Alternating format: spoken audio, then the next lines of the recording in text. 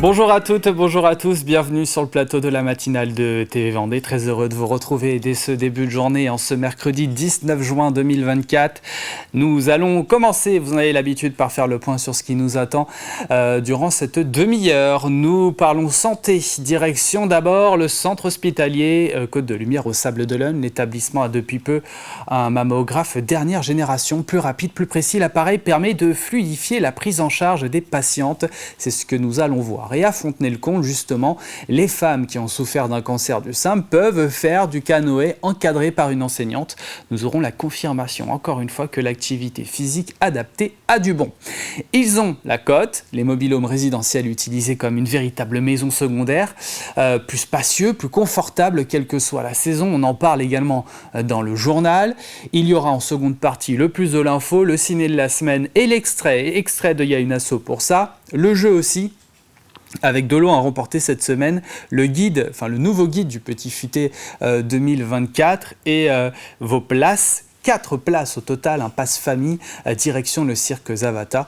La question arrive, un nouvel indice pour vous aider également si vous n'avez pas encore trouvé la réponse à cette question. Avant tout ça, regardons les prévisions météo du jour avec de l'instabilité une nouvelle fois et un front pluvieux-orageux dans le nord du département où les pluies pourraient être fortes par moment.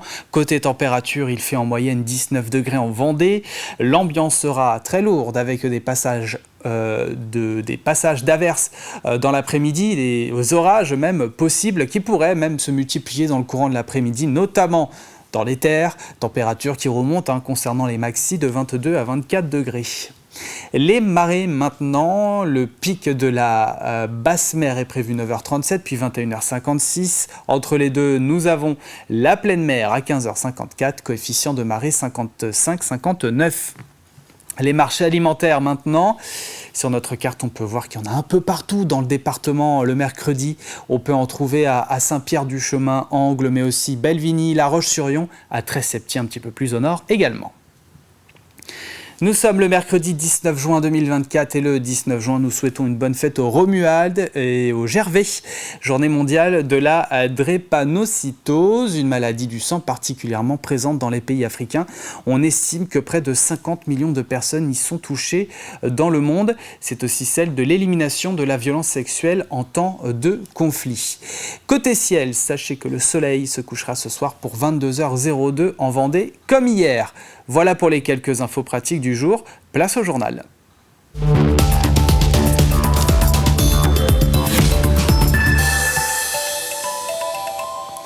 Au centre hospitalier Côte de Lumière au Sable d'Olonne, un nouveau mammographe dernière génération améliore considérablement la prise en charge des patientes depuis 2 mois.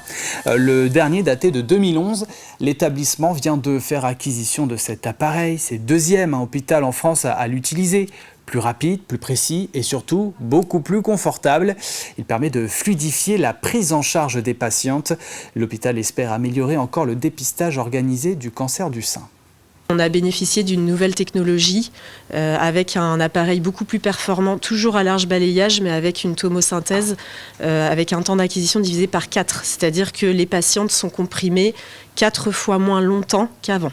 Il y a une deuxième innovation technologique dans ce tube à rayon X en fait, de ce mammographe qui est un foyer flottant. Donc c'est un peu technique, mais en fait c'est une technologie qui permet d'améliorer la qualité image sur les toutes petites lésions en tomosynthèse, ce qui va permettre aux radiologues de mieux détecter toutes ces lésions mammaires avec plus de précision. C'était plus douloureux quand même, ça pressait davantage que là on sent rien du tout. C'est vraiment d'une légèreté. Voilà. Et donc moi je viens régulièrement tous les ans parce que je dois être surveillée, parce que j'ai un gène et on doit me prendre. Alors donc je viens avec presque plaisir. Coût du mammographe 250 000 €. Le centre hospitalier Côte de Lumière réalise autour de 4 000 mammographies par an. 70% de l'activité est consacrée au dépistage organisé. Faire du sport est bon pour la santé, je vous apprends rien, mais pendant et après un cancer, l'activité physique est considérée comme une thérapie non médicamenteuse si elle est adaptée. Une pratique régulière contribue à réduire les facteurs de risque, diminue les effets secondaires liés au traitement et améliore nettement le moral des malades. C'est dans ce sens que la Ligue propose donc des actions, des activités à Fontenay-le-Comte. Par exemple, des femmes ayant souffert d'un cancer du sein peuvent faire du canoë encadré par une enseignante. Une activité qui a cessé faute d'animateur, mais qui est revenue à la Ligue. Regardez ce reportage d'Alix Lanos. Sylviane, tu prends ta pagaie, on fait l'échauffement avec la pagaie. Voilà. Avant d'embarquer, il faut s'échauffer. Une étape d'autant plus importante pour ces femmes qui ont pour la plupart souffert d'une opération d'un cancer du sein. C'est Clémentine, enseignante en sport adapté, qui s'occupe de l'activité. Des flexions de genoux, bras devant, je pousse les fesses en arrière, je plie les genoux et je remonte. Donc ça va vraiment permettre de remobiliser les membres supérieurs. On va retrouver la mobilité sur des mouvements plus larges d'amplitude. On va ajouter au fur et à mesure de la force finalement pour qu'elles se sentent de plus en plus à l'aise dans leurs mouvements. On peut le faire à leur rythme. C'est pour ça qu'on a une grande embarcation. On écoute son corps. On peut faire des pauses à tout moment parce que c'est vraiment l'écoute de son corps le plus important. Ici, on apprend à refaire confiance à son corps, quel que soit son âge, sa morphologie et ses capacités physiques. Sur l'eau, toutes s'encouragent pour faire avancer le bateau ensemble. Les bienfaits de l'activité sur le physique et le moral des participantes est indiscutable. Je me sens mieux, je broie moins du noir, voilà, tout ça, je ne repense pas, j'ai des amis. C'est que du positif en réalité. Le bien-être. Le fait d'être dans la nature, c'est de la balade finalement. Et on est une bonne équipe. Donc voilà, c'est convivial. Meilleure tolérance au traitement, moins de fatigue et de risque de récidive, la pratique régulière d'une activité physique a de nombreux bénéfices pour la santé.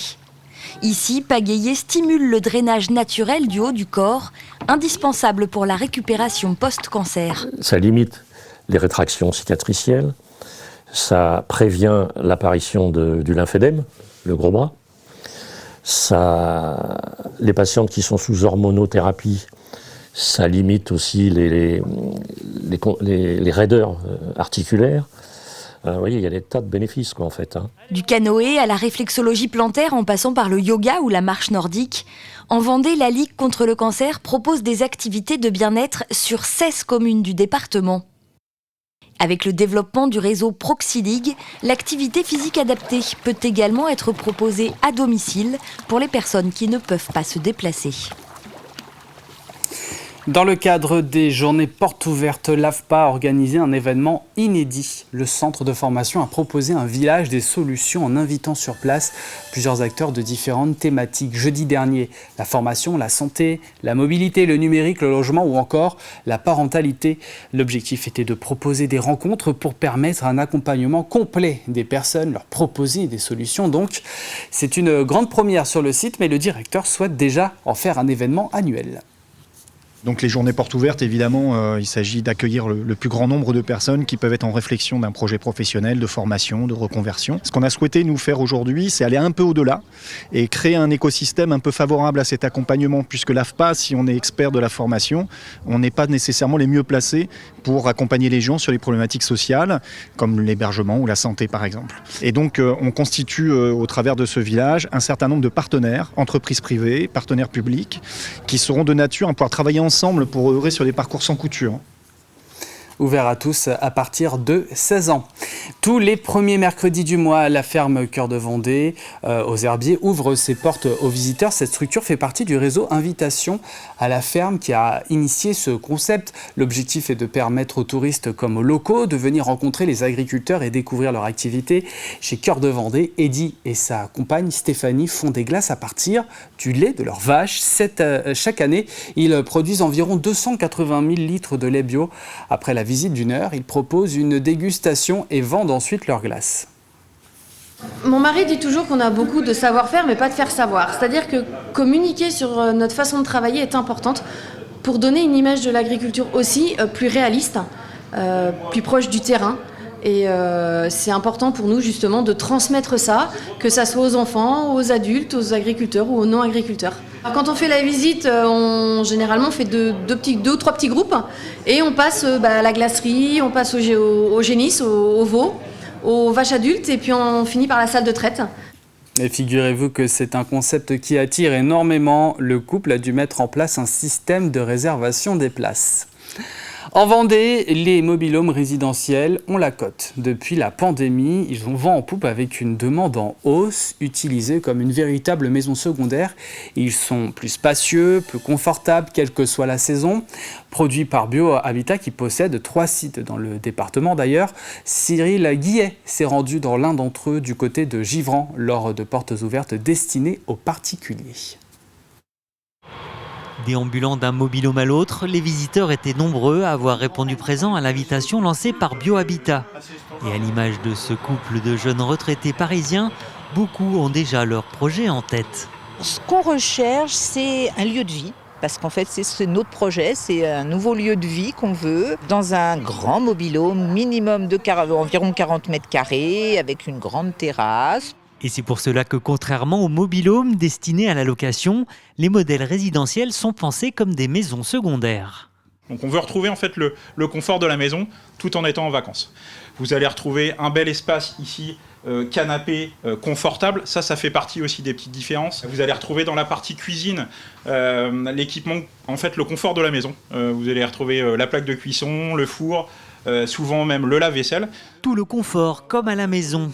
Et depuis la pandémie, le marché se transforme avec une demande grandissante pour ce type de logement. Le marché avait fortement évolué sur la partie locative avec une grosse montée en gamme. Et là, il y a eu un rebond depuis la partie Covid sur la partie résidentielle. Les clients ayant besoin d'avoir un espace de vacances pas très loin de chez eux, à 2h, 2h30 de chez eux. Et le format mobil-home est un bon compromis pour les vacances pas très loin de son domicile et profiter avec un espace de verdure. Mais attention, sauf autorisation, vous n'avez pas le droit d'installer de mobil-home dans votre jardin. Seuls les parcs résidentiels de loisirs, les villages vacances et les campings sont autorisés à accueillir ce type de logement. C'est pour cela que pour ces premières portes ouvertes à destination des particuliers, les propriétaires de camping ainsi que des distributeurs partenaires étaient présents pour accompagner les futurs acheteurs. Il y a beaucoup de profils différents, mais grosso modo, on va dire que la majorité, le stéréotype, ça va être le jeune retraité. Et ça permet en fait d'acquérir quelque part une résidence secondaire en bord de mer, en montagne, dans le coin qu'on souhaite, à moindre coût. Aujourd'hui, avec 260 000 modèles vendus en 30 ans, BioHabitat se positionne comme le leader européen de la construction de mobil-homes locatifs et résidentiels. Et pour ce qui est du tarif, on peut compter une fourchette entre 40 et 70 000 € hors transport. Dans le cadre de son projet de territoire, la communauté de communes Vendée Grand Littoral s'est fixée pour objectif de promouvoir la culture du sport. Le tout en rendant accessible la pratique au plus grand nombre. Les 6 et 7 juin dernier, tous les scolaires du territoire ont été accueillis sur 3 sites pour une journée Faites vos jeux. Escalade, basket, hockey sur gazon, cécifoot, multisport ont rassemblé 1800 enfants. L'occasion de marquer le coup en cette année des Jeux Olympiques à Paris. Le sport, il est fondamental dans la vie et puis au-delà du sport, c'est les valeurs du sport qu'on porte au niveau de la communauté de communes parce que le sport, voilà, ça dit quelque chose de notre manière de vivre ensemble, sur la solidarité, le dépassement de soi, le sacrifice. Et donc c'est à travers ces 2 journées, 1800 scolaires qu'on a voulu aussi célébrer le sport. C'est les années des Jeux Olympiques. On a eu la flamme en Vendée il y a quelques jours. Et bien sur cette même dynamique, on vient célébrer les valeurs du sport. Communauté de communes qui est labellisée Terre de Jeux 2024. Et puis, en cette année de JO, le préhistosite du Cairn Parc à thème sur la préhistoire à Saint-Hilaire-la-Forêt se met à l'heure du sport. Tout au long de l'été, plusieurs activités sportives imaginées en s'inspirant du monde de nos ancêtres préhistoriques et avec une pointe de dérision, il faut le dire, seront proposées aux visiteurs. À notre micro, Jessica Pillet, la directrice du site. Tous les mercredis entre le 10 juillet et le 21 août, nous allons proposer aux visiteurs en séjour sur le territoire de s'initier un petit peu aux activités sportives, de pouvoir essayer le beach volley, la pierre tank, ancêtre en quelque sorte de la pétanque actuelle, et également au tir au propulseur, qui est une arme de jet préhistorique qui, elle, est connue et reconnue pour le paléolithique. Donc voilà 3 activités qui, en plus des activités habituelles, seront proposées les mercredis.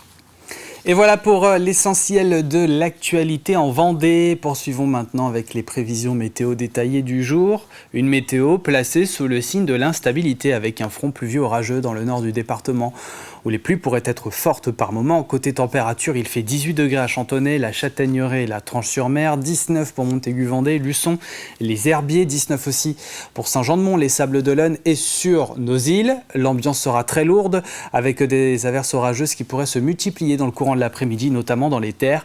Température qui remonte concernant les maxis de 22 à 24 degrés. Demain, le temps restera couvert et maussade. Quelques pluies seront possibles plutôt localement. Nous entrons, ça y est, dans la deuxième partie de cette édition. Alors, on aura le ciné de la semaine dans quelques instants, direction La Roche-sur-Yon. L'extrait, c'est celui de Prochain, il y a une asso pour ça, à retrouver aujourd'hui sur TV Vendée, et le jeu. Mais avant, place au plus de l'info.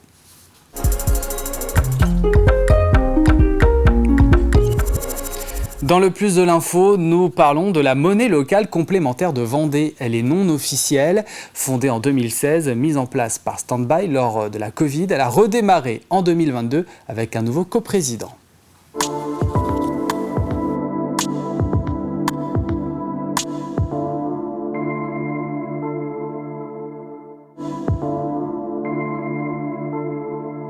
Cette monnaie a été créée en 2016. Elle a eu du mal à se tenir jusqu'à la crise Covid, donc nous l'avons repris en 2022 et avec des nouveaux coprésidents pour pouvoir la relancer sur le territoire de la Vendée et faire en sorte qu'elle puisse circuler librement. Alors le principe, c'est qu'on adhère à l'association suite à une loi de 2014 qui nous oblige à avoir une adhésion pour que la monnaie puisse circuler entre adhérents professionnels et particuliers. Et on échange ces euros contre une monnaie locale. Ces euros partent dans un compte à la nef, donc la nouvelle économie fraternelle, qui elle prête de 2 à 10 fois la somme qu'on pose sur leur compte pour développer des projets d'économie sociale et solidaire. Donc c'est un circuit vertueux qui aide à développer des petits artisans, des petites entreprises sur les territoires par l'intermédiaire de la nef. Alors la monnaie locale en fait sert à favoriser les échanges entre professionnels au niveau local. Donc on échange ces euros contre de la monnaie locale et qui ne peut pas repartir sur un autre territoire. Ça fait que cette monnaie ne peut circuler qu'entre professionnels et adhérents sur le territoire de la Vendée. Ça sert à dynamiser le territoire, à mettre en relation ces professionnels pour pouvoir faire des transactions entre eux et qu'ils puissent s'entraider à développer le territoire vendéen. Ce n'est pas forcément un besoin, c'est plus une idée.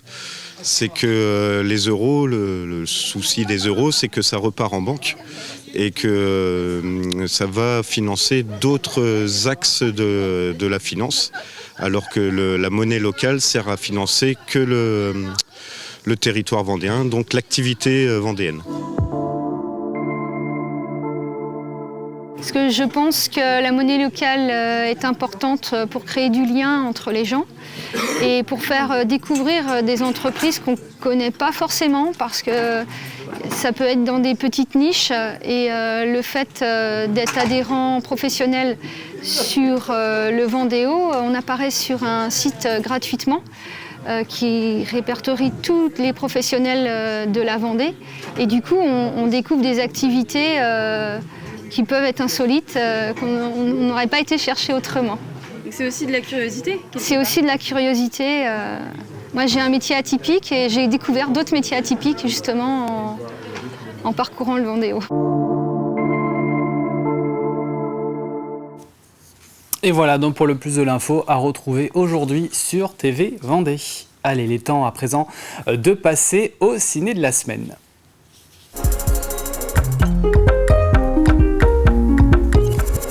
Nous nous intéressons au cinéma Le Concorde à La Roche-sur-Yon. Vous le savez, ils ont déménagé il y a 6 mois maintenant. On fait le bilan avec le directeur de la salle et le point sur les actualités avec le programmateur. Donc ces 6 premiers mois, en tout cas, rue Foch se déroule très très bien et montre effectivement qu'il y avait une vraie attente par rapport à ce nouveau cinéma. On le voit notamment par rapport à la fréquentation, avec effectivement 50 000 spectateurs depuis le début de l'année, ce qui est plus de 55% par rapport à 2023 et plus de 46% par rapport à 2019, donc les années pré-Covid. C'est vrai qu'on s'est déplacé très peu, on s'est déplacé de 350 mètres à peu près, mais on a gagné vraiment en visibilité. Donc le fait d'être très proche de la place Napoléon nous permet d'avoir un axe, on est sur un axe de passage qui fait que les gens voient notre programmation aussi. Et donc du coup je pense que ça joue énormément sur la fréquentation. En tout cas c'est un pari gagné, je pense, par rapport au projet porté par la ville de La Roche-sur-Yon d'ouvrir un nouveau cinéma en centre-ville à Réessay. On a multiplié le nombre de séances, parce qu'en fait les 4 salles, même si c'est 2 petites salles, c'est vrai qu'on a en plus des salles 50 et 60 personnes, nous permettent de faire exactement la même chose qu'avant, mais de mieux travailler, c'est-à-dire qu'on a une meilleure visibilité au film, et ça nous permet aussi d'avoir un choix un peu plus important aussi dans les films, et notamment, comme je viens de le dire, sur la partie jeune public, avec une augmentation extrêmement importante, plus 130% par rapport à 2023 et plus 99% par rapport à 2019. Mais la programmation aussi tout public a vraiment beaucoup évolué, puisque plus 95% par rapport à 2023 et plus 75% par rapport à 2019.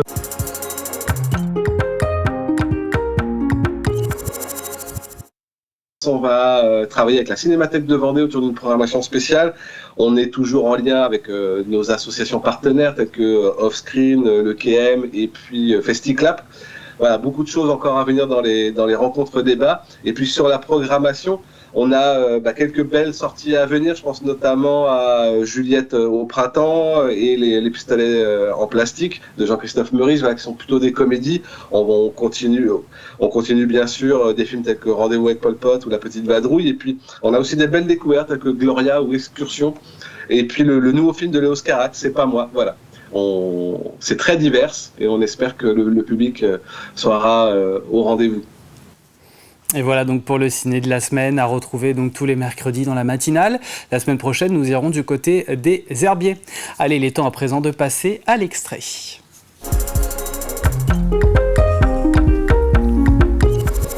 Extrait de Y'a une asso pour ça. Aujourd'hui, coup de projecteur sur la musique pour tous, l'école intercommunale Vie et Boulogne.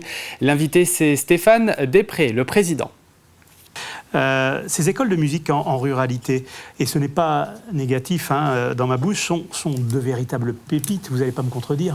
Non, c'est une véritable pépite, et puis ça fait partie des missions de chaque commune, on va dire, de proposer la formation et l'apprentissage de la musique à ses administrés, qu'ils soient enfants ou adultes, que ce soit par le biais d'associations ou dans les écoles, pour donner un petit goût à tout ça, ouais. Qui permettent une pratique et puis de montrer quelque chose autour de la musique. Alors ces écoles sont assez discrètes, elles sont peu connues, pourquoi ? Alors, c'est vrai que chaque cas est un petit peu spécifique.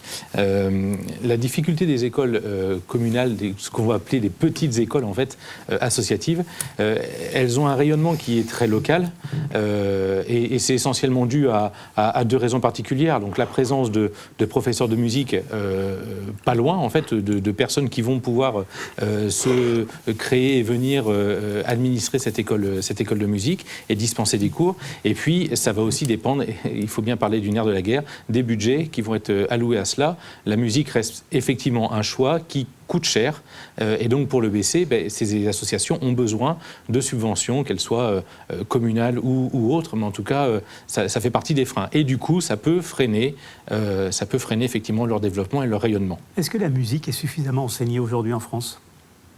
Alors ça, c'est une vaste question. Je dirais pas assez à mon goût. Pas assez à mon goût. Pour quelques exemples, tout ce qui est proposition, que ce soit départemental, et là je prends vraiment l'exemple de la Vendée, oui. Que ce soit départemental ou à défaut intercommunal, ces structures proposent des interventions, par exemple en milieu scolaire, mais qui ne sont pas pour tous les niveaux. Et essentiellement enfin notamment pour des questions de budget, de programmes pédagogiques aussi, mais notamment de questions de budget. Donc déjà même au niveau de l'État et de ses subdivisions, il y a déjà un manque, on ne couvre pas tout. Après, effectivement, comme je le disais, la musique reste un choix qui coûte, et donc qui peut parfois effectivement freiner et empêcher les gens d'accéder à cette pratique et à cette formation. Et ce nouveau numéro donc est à retrouver aujourd'hui sur TV Vendée. Avant de marquer une page de publicité et nous quitter, on passe au jeu maintenant.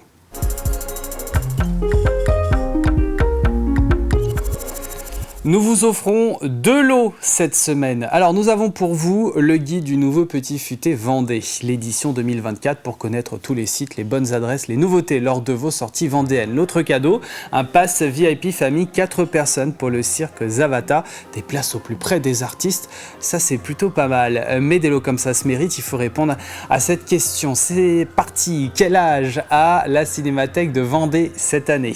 Voici l'indice du jour, le 3e, TV Vendée aura cet âge en 2058. Si vous avez la réponse, c'est bien direction notre site internet tvvendée.fr. Bonne chance! Allez, c'est la fin de cette matinale. On se retrouve demain, mais l'info revient à 12h30. Ce sera avec Simon Filippo. Passez une excellente journée sur TV Vendée.